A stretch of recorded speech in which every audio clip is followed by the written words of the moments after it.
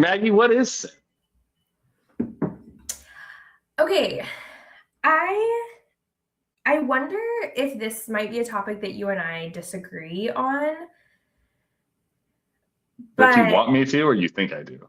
no, I think that we Okay. might Yeah. Okay. I'm disagree. then I'm excited. I've been waiting. Annie and I were talking about this. She was like, I just want you guys to like disagree more. And I'm like, I don't know that we agree on everything, but I think she wants like a fight. Like Does she she want wants. us to fight? I think that's like the kind of podcast she's into is like people like fighting on the air. No, that stresses me out so much. I don't like to listen to people argue. Yeah, I don't know Um, that she really does, but all right. So what which do you is think of? crazy because I love reality TV. Okay, anyway, I think that sin. So I deconstructed from a reformed Calvinist theology into basically thinking like as sin as just kind of a natural part of the human experience. No, okay. So for me, sin is less a transgression against God Mhm. and more it's kind of like the like it's a feature not a bug type of like this is just part of being human is that we sin against each other. It's a what? Not. I don't know the phrase you just said. A what? It's a feature not a bug. I don't even. What does that? What does that mean? Like if you're talking about like it's like repackaging like a something that is seen as like a Oh, mistake as like it's a feature. It's not a yeah. bug, Sorry. like in a program. Yes, I was thinking insect. You're talking iPhones. Yes, I'm with you. Okay. Yep. Okay. So it's a feature, not a bug. However, that does not explain. So I also know that my understanding and definition of sin isn't perfect because that does not explain large scale or small scale atrocities that are committed by people against other people.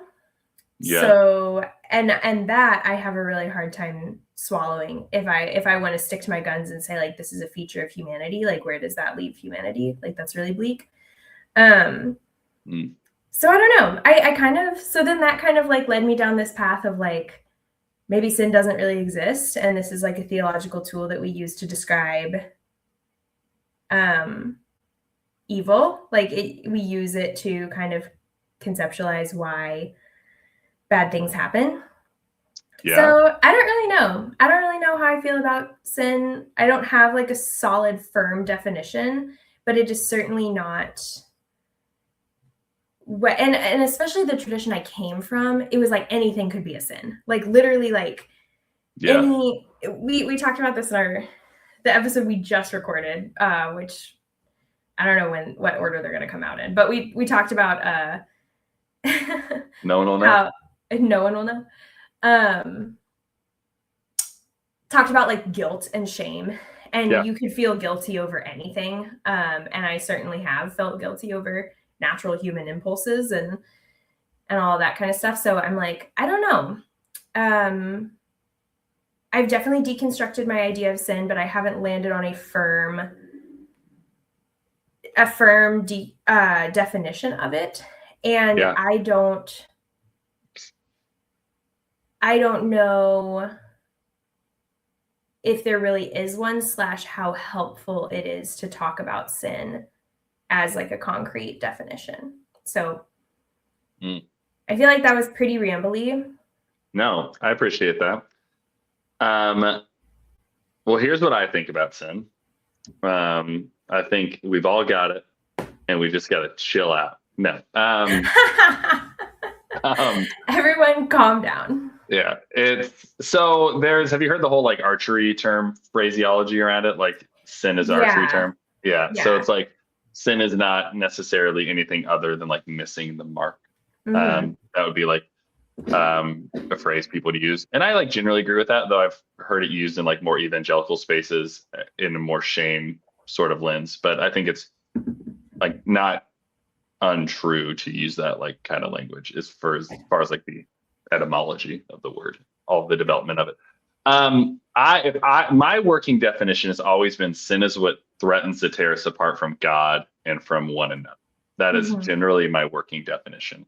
Um, which I think is broad enough to be helpful and broad enough to not be like weaponized. Mhm. But it also could be vague and not descriptive enough. So what do you like from a description like that? Is that Mhm. helpful to you, or you're just like, that's just like so it's like word salad that sounds nice, but it's like doesn't help me at all? No, I think it is helpful because then you kind of get closer to kind of the heart of it, which I do like the definition of sin as just like something that harms other people, something that like brings pain. Pain? I don't know, like either like emotional, physical, psychological pain. Yeah. But then that also is really broad and huge. And there is an element of perception as well. So like if Yeah. I have, you could have two identical conversations with people and one person walks away feeling harmed, having their feelings hurt because of other kind of like extenuating Yeah. circumstances like your relationship with that person, their identity, um so then would we say like what part of that would we say is sinful? Yeah. And it's like, this is certainly not necessarily negative, but like, yeah, to your point, like it's truth is in the eye of the beholder. So is sin in the eye of the beholder? Like, because you Hmm. and I could have a conversation, you could walk away deeply hurt, and you're like, well, that you sinned against me. Hmm. And I would be like, man, I was like a good friend there. And that does happen. Yeah. That happens in real life, right? Like where we like walk away having different perceptions of the reality of what happened. And so that then begs the question, though, around the universality of sin. Because if, especially in terms of our theology of it, like sin is pretty objective, at least in terms of like a more evangelical approach. Hmm. And so you like the bullseye, like you either hit the Hmm. bullseye or you didn't, right? And then I wouldn't need to repent of something if you thought I missed the bullseye, as long as it hit the bullseye, right? Like, Right. but if it objectively missed it, then it's like, well, I need to repent of that to like get forgiveness from God. It And so, like, also, sorry, it also implies that there's only one bullseye, that there's only one yeah, way, only one correct route, which is not yeah, always, it's certainly not true in like the day-to-day things. Like you can go about your day not sinning in a myriad of ways that's like not hurting anybody. Uh, but yeah, you're right. Like if you, yeah, shoot the arrow, hit the bullseye, but then someone says that hurt me, then you are in this like framework. You're left being like, well, but I didn't sin, so that's a you problem. yeah. That's the you problem. Yeah, so I think I've talked about this before, at least to you personally, but I think on the podcast, like The Good Place is my favorite show ever. It got me through a divorce. It's wonderful and it's a beautiful show.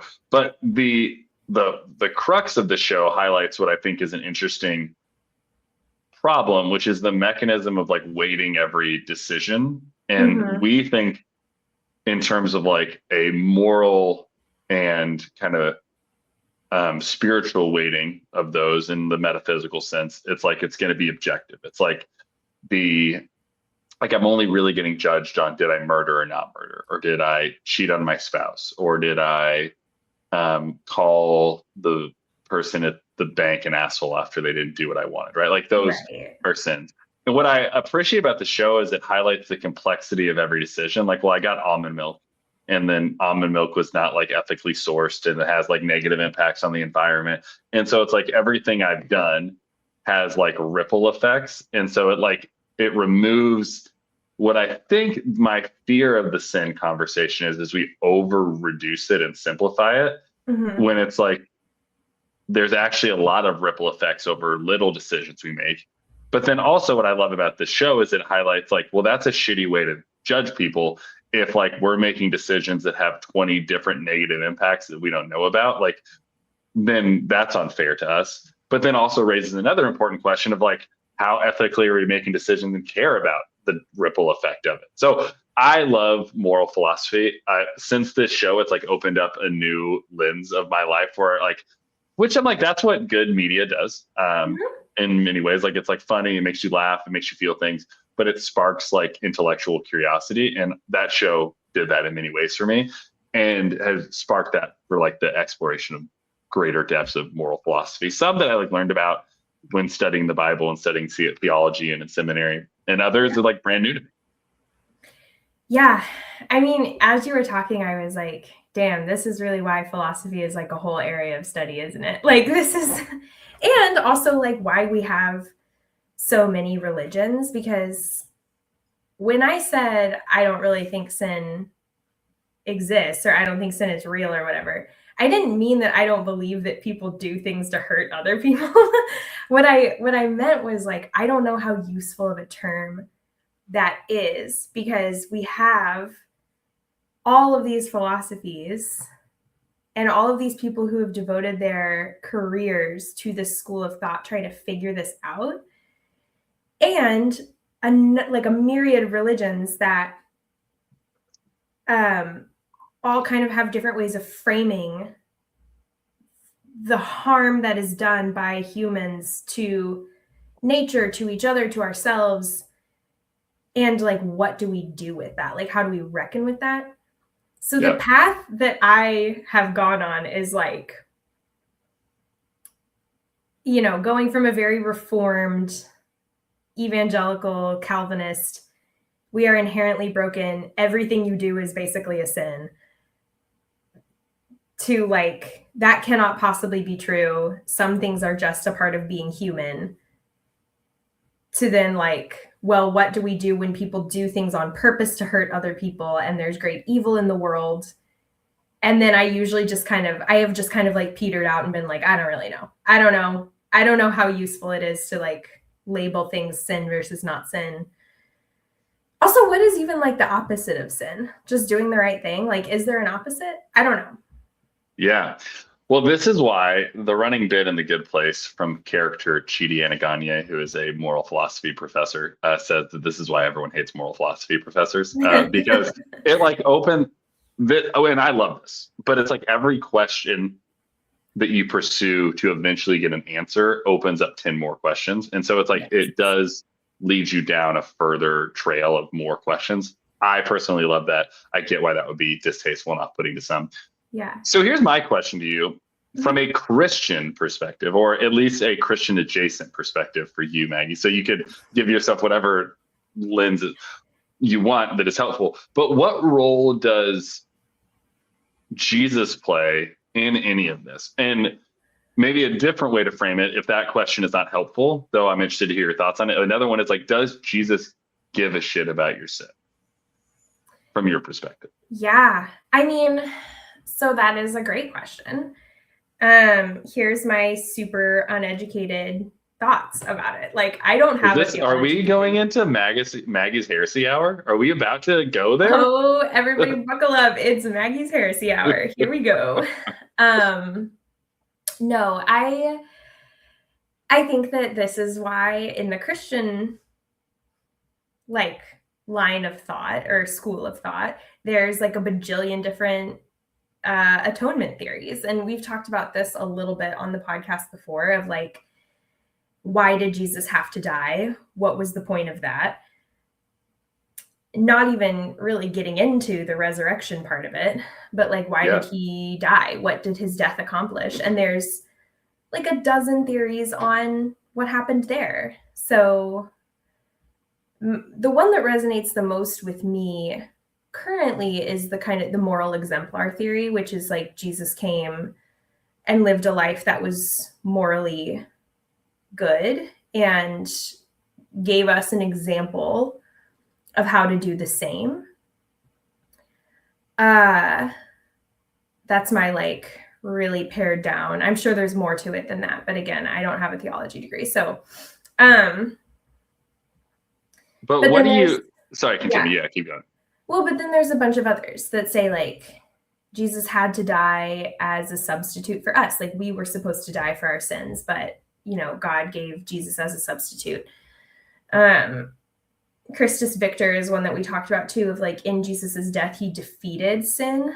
And that I'm still a little confused about, because sin still happens. So like if sin has been defeated, then how, why is it still around? It doesn't sound very defeated It if doesn't Christ got the sound victory. very defeated. It doesn't feel very defeated. So yeah, I don't know. What were you gonna say?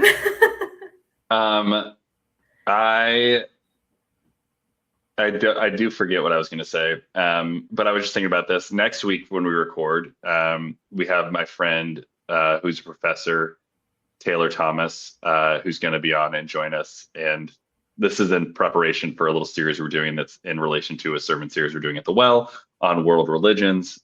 Taylor is a professor. He's also a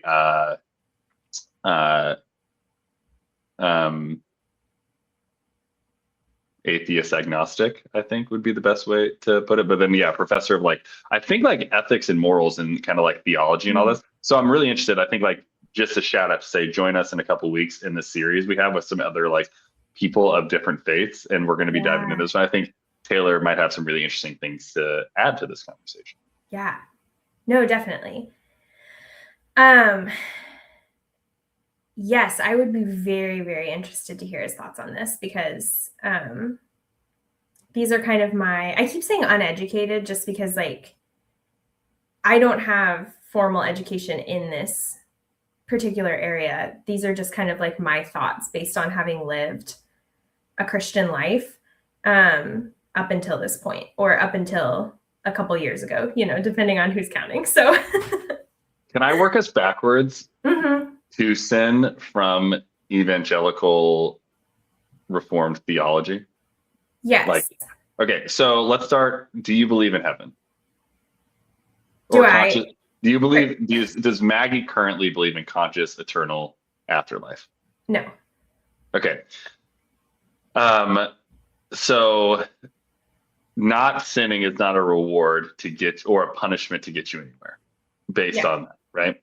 Okay. And you believe Jesus was a historical figure, yes. right?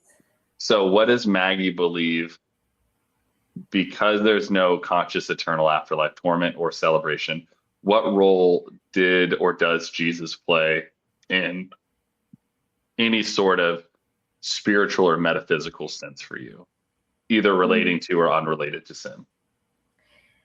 I think that, okay, let me straighten out my thoughts on this, because I feel like I could get in the weeds really quickly. Yeah. So Jesus did provide, especially the record that we have of Jesus's life in the Bible. Jesus did provide a really good example for how to care for individuals in a very physical way. Yeah. But also, so talking about, giving money to the poor, taking care of the sick and the disabled, protecting women, etc. Jesus gave us really good examples for how to do that. But in a lot of his preaching, especially Sermon on the Mount, the Beatitudes, he also gave a really good framework for how to lead a spiritually healthy life, I feel like. Because I think that our physical actions and our spirits aren't disconnected. The things that we do with our lives affect our spiritual health too. So if I am trying to live a life that looks like Jesus, you kind of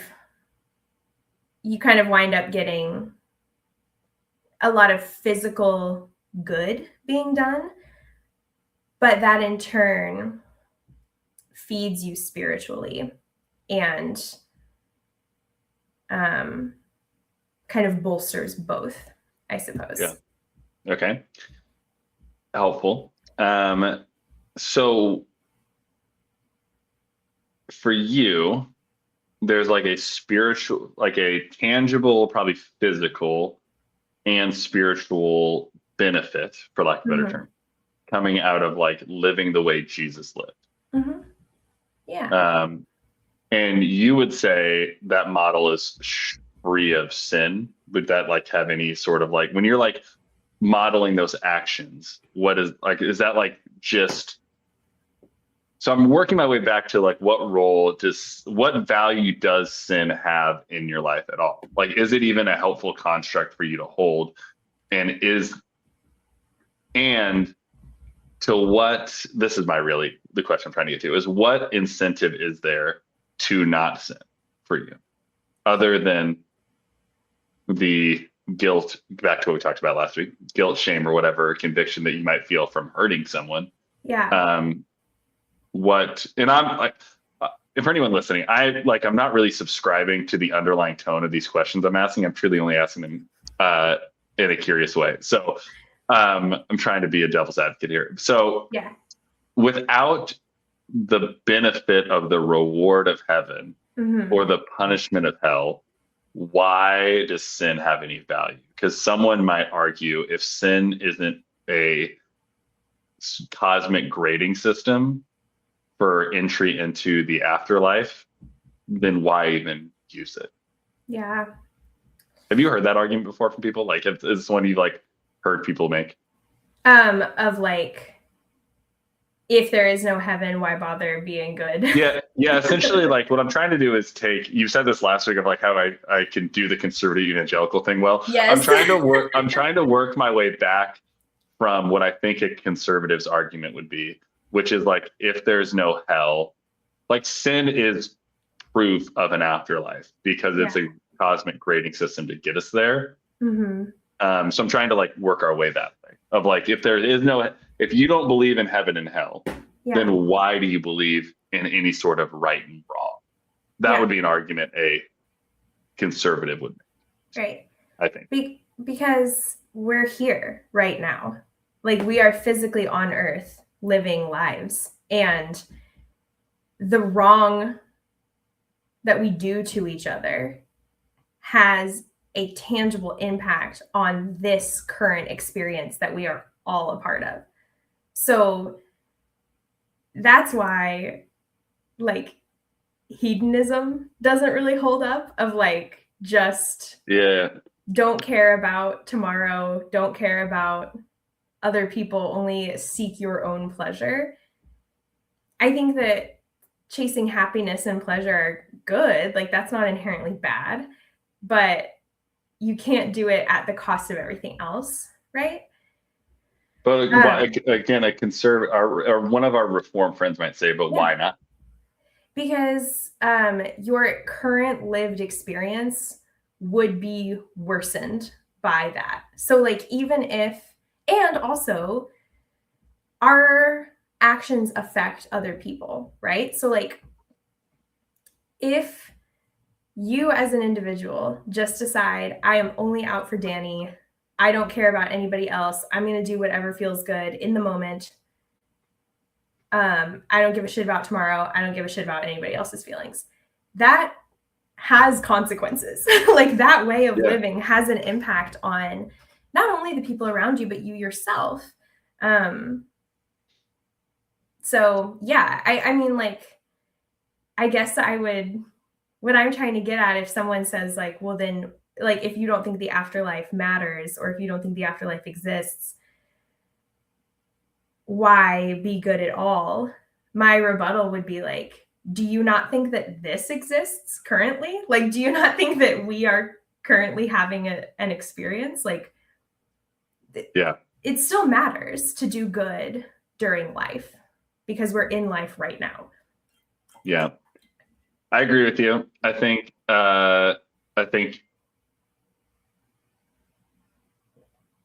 can see an apologist pushing back on that and saying that's not a compelling answer. But I don't know that like that's where like I'm not good enough at arguing this, is like I can ask the question, but I don't know philosophically how they land where they land enough to like back up the argument, because I think they would keep being like, well, who cares? Like, what is the moral arbiter? And like, what, like, I think they would just keep asking the question. And in my mind, I would never ask a question unless I firmly thought I knew the answer. So it's hard for me to keep asking, but I think I'm with you. So like, for me, like I do, JT and Sadie, pastors at the Well, and other people around the Well, there's a group of them that don't believe in conscious eternal afterlife. Fine by me. I believe in it. I think it's a thing. I actually believe this is an interesting topic that many people don't think I believe in. I believe in a literal hell.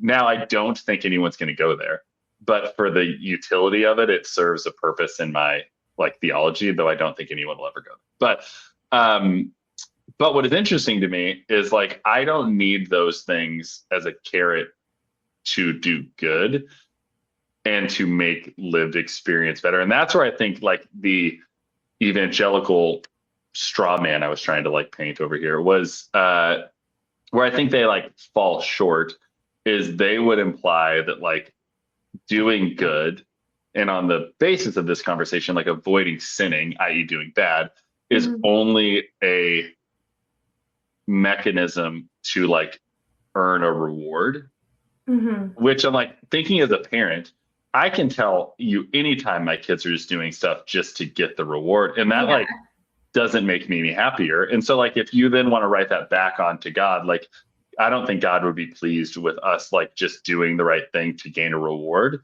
But to what I think is interesting is your compelling argument is like, if my moral and ethical obligation, which is why I like ethics, because it's like removed of religious kind of like ideologies. I mean, they all have some religious undertone to them to some degree, but a lot of like, I think the good ones are like divorced from like religion being the main driver. And it's really about human flourishing, which I think is why I find Christianity compelling because Jesus talks about abundance and flourishing more than most things. And so I think he's really in line with an ethic that lines up with mine, along with all the other metaphysical shit I believe in that I think Jesus offers that my friends and colleagues think I'm crazy for. But I see those things as congruent, but I think human flourishing is the response to why not sin. And it's not like gain the eternal reward.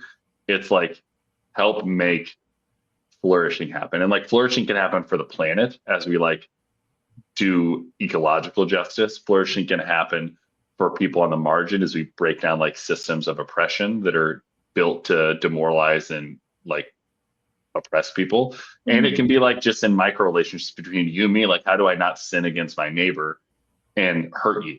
You know, and so I think that it can be as micro or macro as you want it without having to be like hyper metaphysical. Yeah.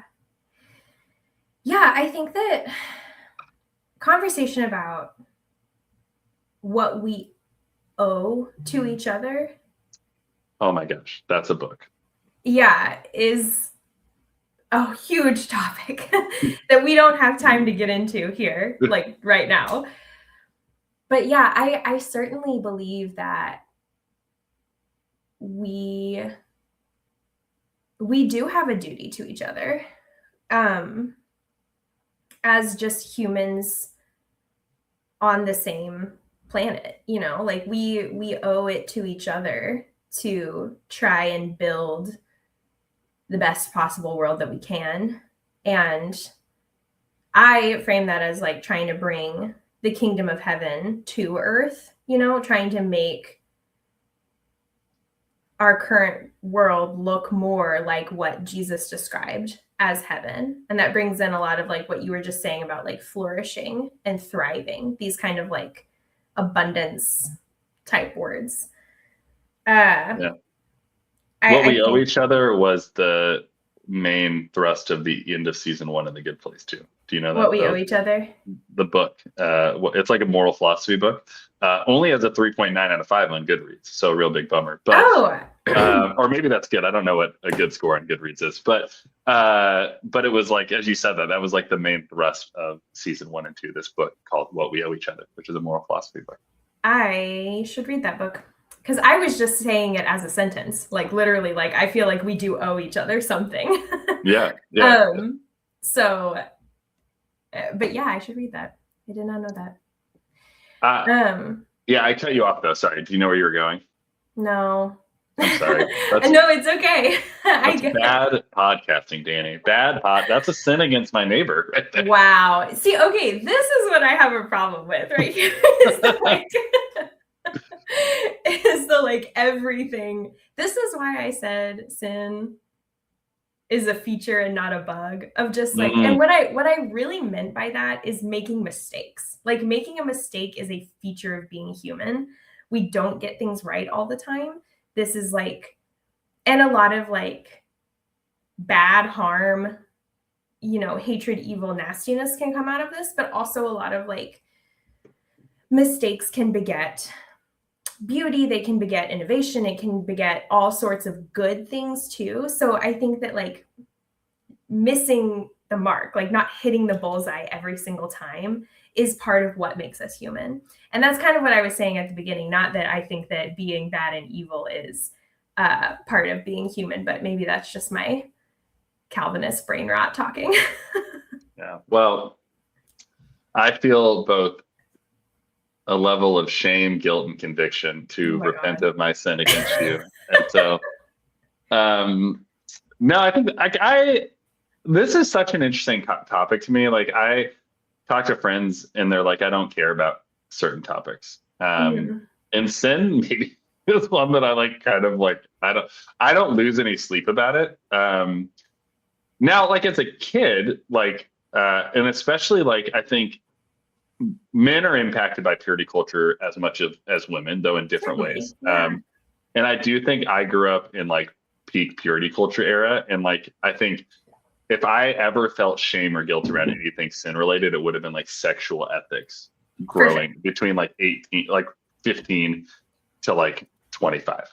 What some people call experiencing puberty is what we were made to feel tons of shame about. Yeah, once I was able to rent a car from Enterprise when I turned 25, the shame disappeared. It's like, it was great. Once I was out of my brain, once my brain was fully developed. Frontal lobe fully cooked. Yeah.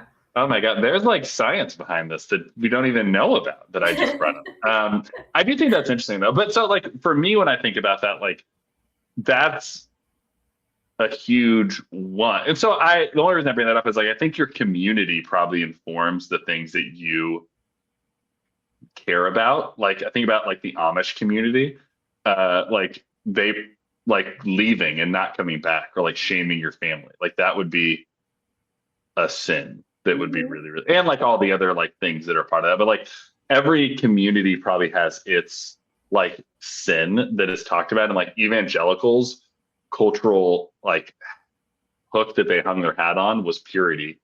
And I would say for the generations to come, especially in the pendulum swing kind of idea, like we're responding to a swing that was hit with a swing, and then the kids of the generation that we're raising are going to have and it like just goes back and forth. But I think my kids will have less shame probably around purity, but I wonder what shame we're giving them.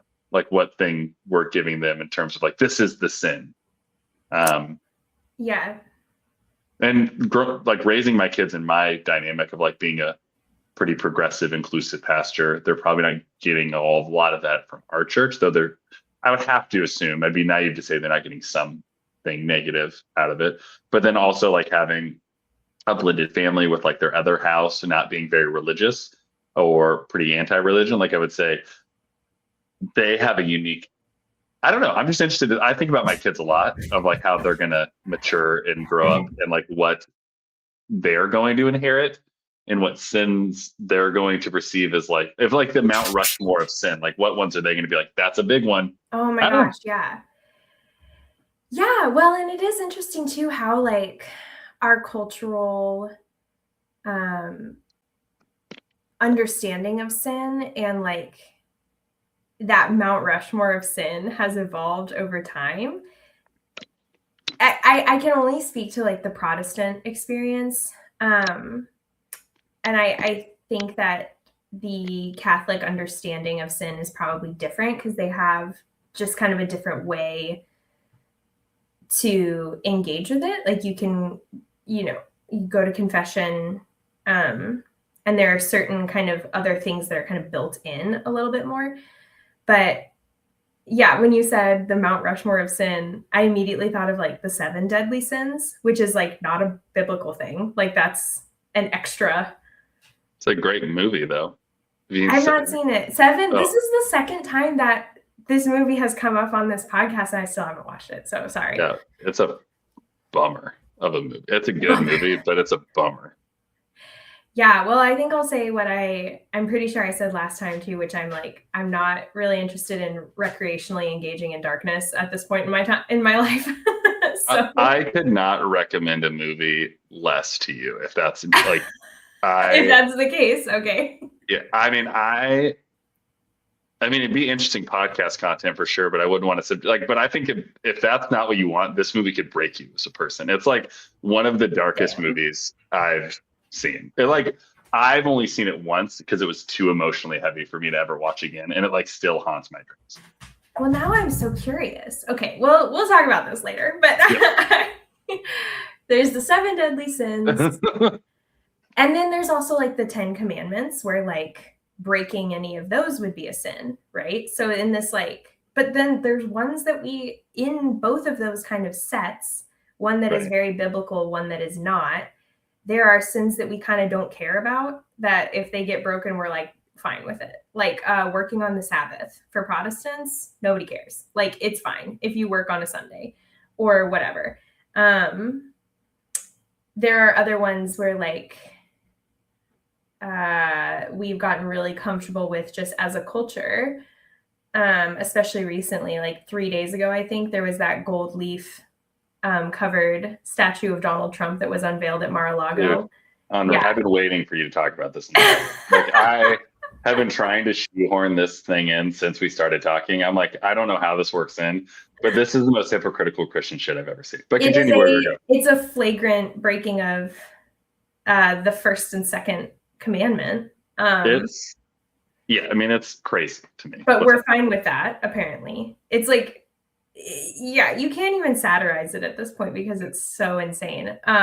We're not fine with it. A group of people that have sold their soul to the institution of conservative Christian MAGA America are okay with it. Yeah. Yeah, it's wild. Don't talk have about much. a sin. I mean, that's like not. I mean, just a gold statue of yourself, like removed in any biblical context, is like the douchiest thing. I mean, it's a sin of all sins. Yeah, so that's another thing of like, you know, arrogance and self-importance and all of this stuff. Like these are all things that have really pretty obvious harmful effects, because if you think of yourself that way, how are you treating other people? You know, clearly like, well, the data shows not well, but yeah. And so it's I don't know. Now I'm kind of talking myself you know, down a twisty windy path, but my point is that in this, like, we have these like Mount Rushmores of sin, right? We already have some. But even within those, there are ones that we like kind of don't care about. And then ones that are really important, like murder and being gay, apparently.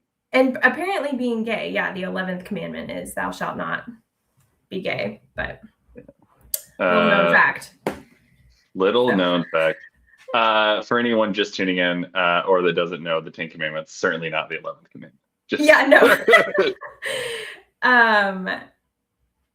Yeah, first of all, isn't there, well, no, we don't need to talk about this right now. I think I listened to, it was probably the Bible for Normal People about the 10 Commandments, and there's actually not 10, maybe. There's like more than 10. Like, it depends on which account you use.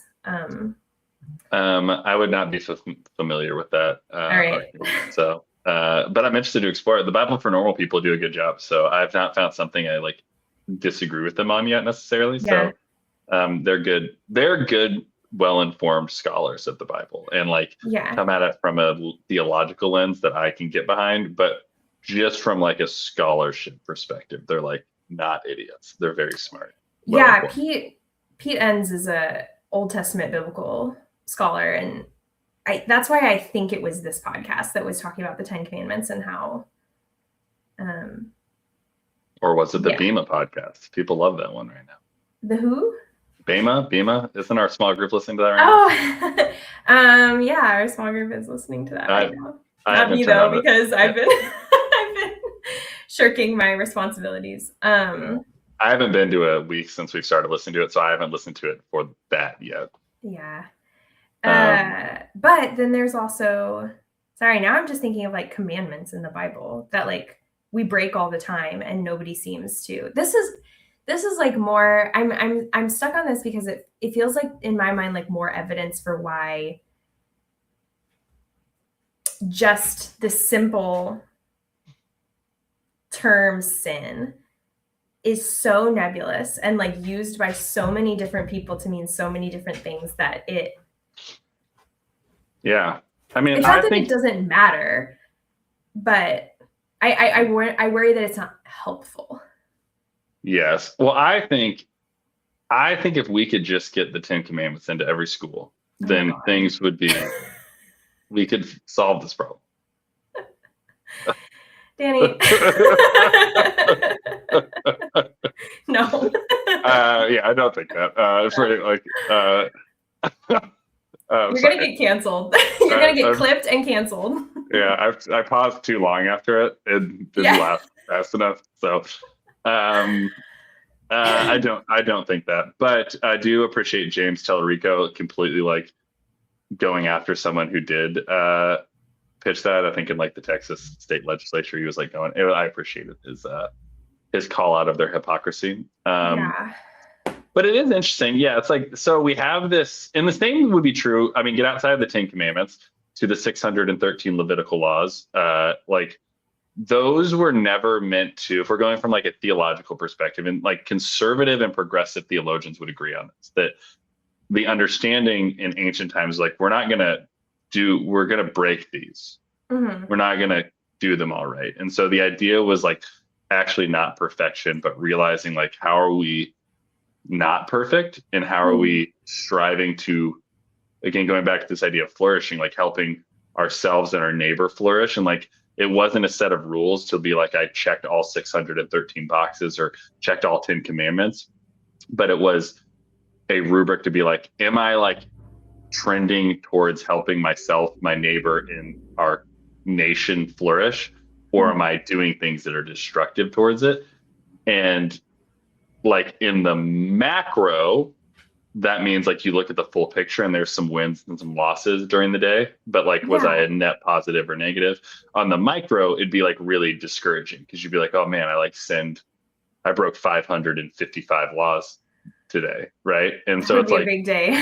That'd be a big day. That's what we just call a Tuesday. But it's like so you know what I mean? So I think like one thing that, again, conservatives and progressive theologians, pastors would generally agree on, but we don't talk about enough, is like the law was never meant to be something that was like designed to beat people up or like a standard to be held to necessarily. It was supposed to be a way to be like, how can we be more like the goodness of our Creator? And that's where like Jesus is like, I didn't come to abolish the law, I came to be the fulfillment of it.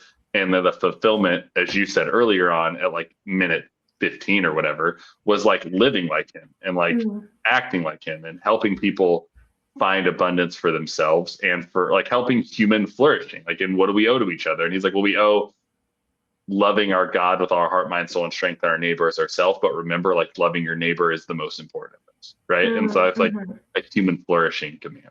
So I don't know. Yeah.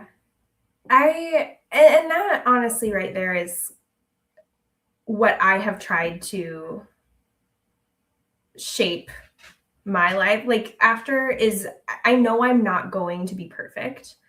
I'm going to make mistakes, but can I love God and love others well and repair the mistakes that I do make to the best of my ability? Like, can I do those things? And if the answer is yes, then I feel like I did a pretty good job, you know? Yeah. I remember thinking at like a minute 17 that I was like, there's no way we're going to have enough juice in the tank to keep this episode going. And now we're at minute 45 and we're crushing it right now. This thing's cruising. I think I really got, I don't know. It's such a big topic and it's so philosophical and so personal also that, it is kind of hard to talk about. I felt myself like trying to wrangle the topic under my control at like minute 4. I was like, what am I saying? What am I even talking about right now? Well, I have an interesting thing to end with maybe. Yeah. So in the Methodist world, there are these things called like band meetings and covenant groups that were like a part of early formation, that were like groups of people, generally like same gender, and like you came together and you would ask three questions, and I'm going to butcher them to some degree, but it was like, how did you fall more in love with God? How is it with your soul? But the last one was like, where did you sin this week? And they would ask this every week. Where do you think that question, or does that question have a place within like community? And so for John Wesley and his groups, it was like he would only do that in like gender specific groups. So he's like, he wouldn't be like, hey, let's talk about your sin, because it might be sexual sin. So like, don't do it in mixed gendered company. Or I'm sure there were other like misogynistic things. I'm trying to give him the benefit of the doubt, but maybe that's why I'm trying to like guess of what his thought process was on this.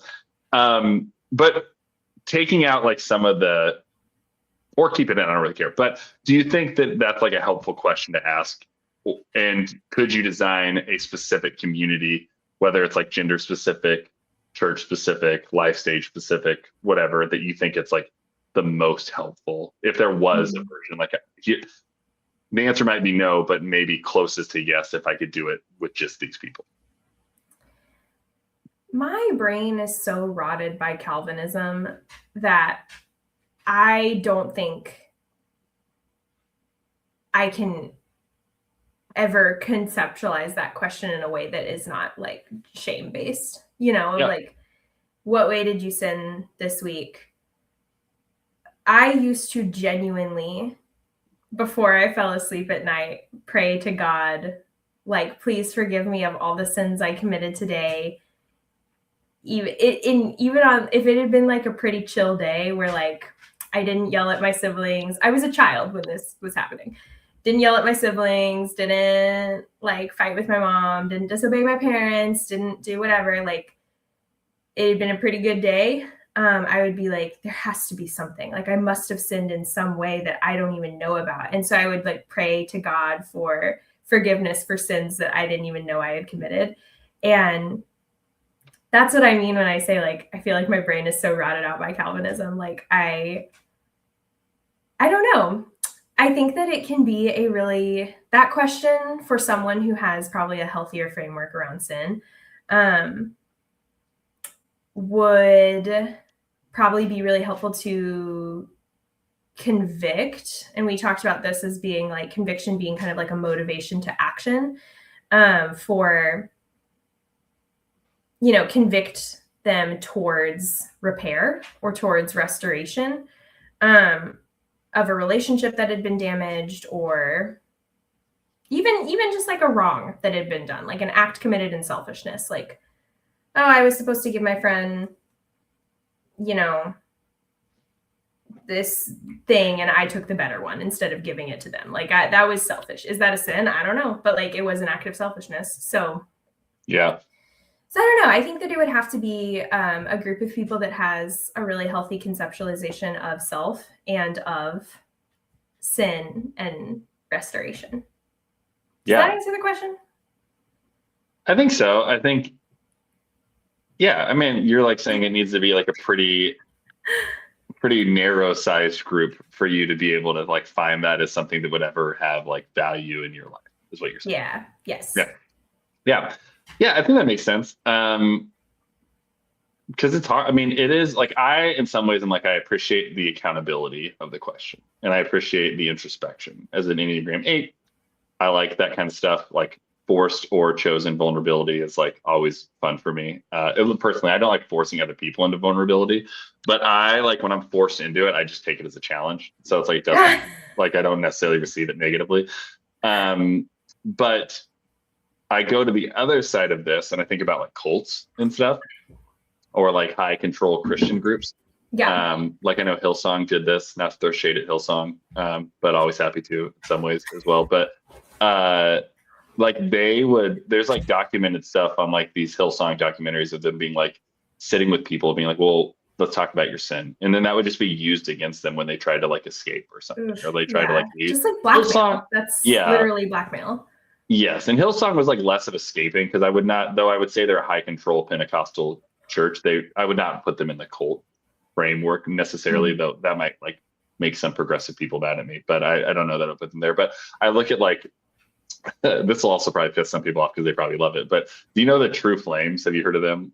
It's like Twin Flames Universe. Is this the online thing? Yeah, yeah, it's like the Okay. largest. It's the largest online cult ever. It's like a new version of it, and it's about like finding your twin flame, like your soulmate, just like repackaging a soulmate language. And two really good documentaries on it on TV and some podcasts about it. Really interesting stuff. I like fell deep into it because it was so interesting to me. I found it on like a comedy podcast. They were like deep diving on it, and then I like did the other dives into it, and it is quite interesting. But like they would like vet your personal life. So, Yeah. and the same thing is like with Nexium and some of these other places, like so or Scientology, so that like when you leave, they're like, well, we know this stuff about you, and we'll tell your employer, your friends, your family, whatever. Which like how are they getting away with that? Because that's just straight up blackmail, right? Am I wrong about what blackmail is? Or yeah, but isn't blackmail negative or only a breaking the law if it's like for financial gain? Like I think you could like okay. So it's like not like legally speaking, it's not blackmail, but like spiritually, it totally is. yeah, I mean, I think it's like Okay. I mean, I think it's could legally be blackmail in the sense that you're doing it, but I don't think it's illegal to do it unless you're getting. I don't know this. So any lawyers like come at us, let us know. Lawyers, get in the comments. But I do think that it's only if you're like getting personal or financial gain, which you would completely argue that's what's happening in Scientology. Like they're getting financial gain out of it. But I don't know that it's illegal. That's a good question, but it sucks. It's like it should be illegal. Yeah. So that's what when I look at that question, I'm like, well, I've seen it used too many times that way. So, and this goes back to what you said. Like, if I was in a place where I knew that everyone around me was in it to win it with me, and like this wasn't going to be weaponized against me, all those. But that's like the hard thing about vulnerability. It's like in trust in Christian community. Like, isn't that what Christian community is supposed to be? Like, this is just my people and I can share this with you. But how many times have people believed that and then been burnt by it? And that's where, and as a pastor, I feel that. Like, I get nervous about that. And I still have those questions like, is this a space where I could share this? Or am I going to get like roasted for it? Yeah. You know? Yeah, it's really, really hard, especially when, yeah, because shame can be such a tool of control. I'm having a hard time seeing a way around that, being at least having kind of like that mechanism of control baked into it. But I don't know, maybe it went better for early Methodists than it did than it would for us today. Oh, Danny, you are frozen.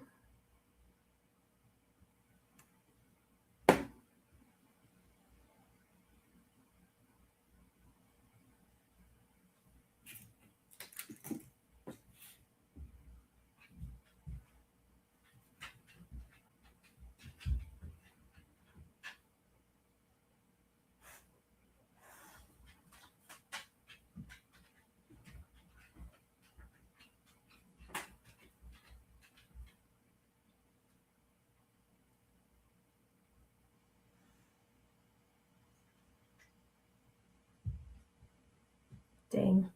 Oh no. Oh, I'm alone. Well, Danny's feed was frozen for over a minute and then I'm alone. Hello, everybody. Welcome to Maggie's Heresy Hour. This is the part of the show where I kick Danny off the stream and talk about my favorite Christian heresies. Just kidding. I'm going to text him.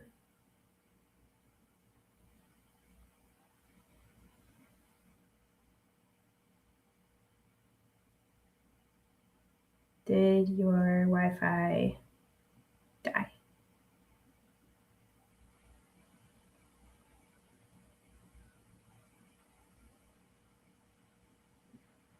We'll find out. I will say, since we're recording, and I don't know if Danny's going to look through this later and edit it. I have been watching the Dimension 20 season, A Crown of Candy, which now is like 6-ish years old. But it's this Candyland. It's like if Game of Thrones was Candyland. Oh, there he is. What do you say? Dude, IDK. Uh-oh. I'm just frozen. You're gone on my feed. Oh no.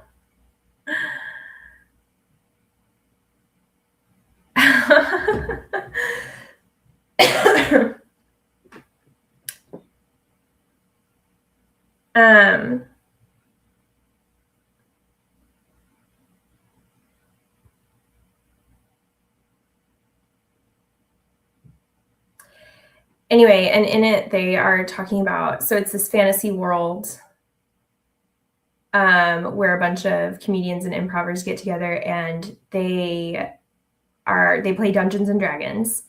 And there's this thing called what do they call it? They call it like the Perfidian heresy, I think. Ah, Danny's back. Danny. Dude, what just happened? I don't know. I wrote down that you were frozen at about 53:30 is like kind of when I noticed. And now it's 57:23, so about 4 minutes. You were gone. I just spent the last 4 minutes saying my favorite Christian heresies. So it's I love that. Maggie's heresy art. No, I'm just kidding. What I know is that StreamYard has sinned against heaven and against us. And I'm so mad right now. Well, here's the deal. StreamYard. I think that we have enough content to end this episode.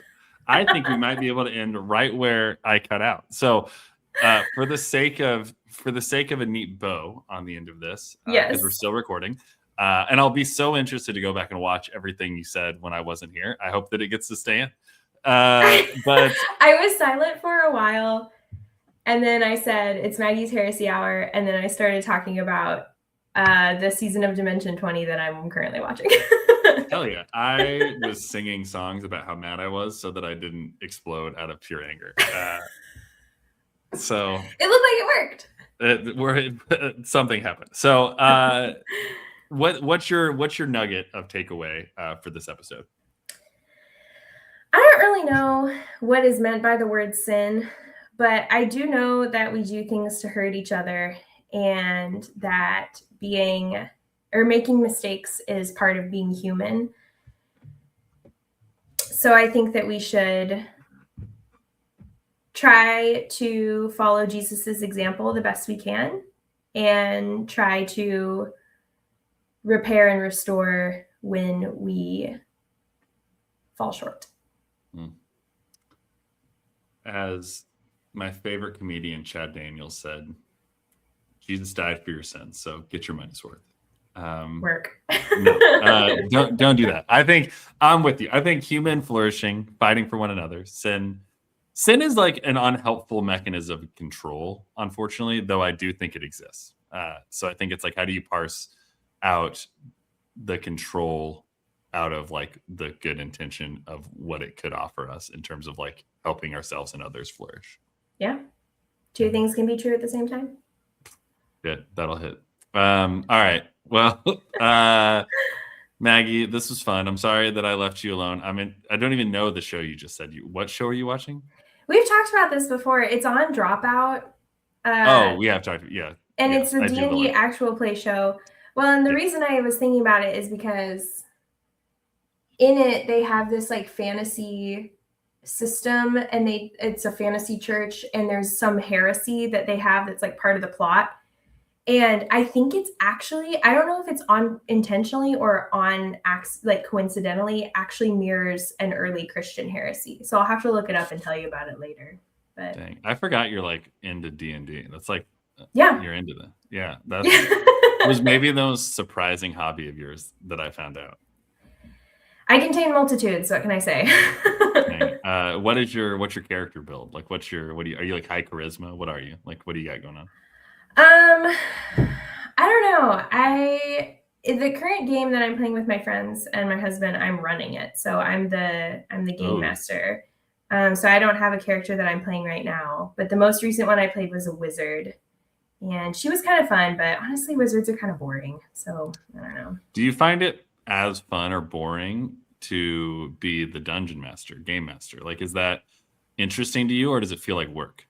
It is a lot more work, but anytime I start getting stressed about it, I think to myself, and sometimes say out loud to myself, I am going to sit around a table and play pretend with my friends. So it's actually not that deep. That's right. And you're providing them the ability to have fun. Yes. Yeah. And I have fun too. It's good. Yeah. My friends are really funny and really smart, and they're good improvisers and good game players. So it's been fun.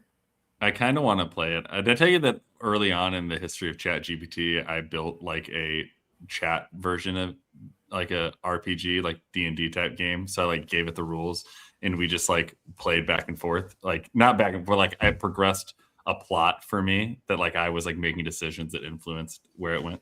Oh my gosh, you would love video games if that's. I do love. I do like video games.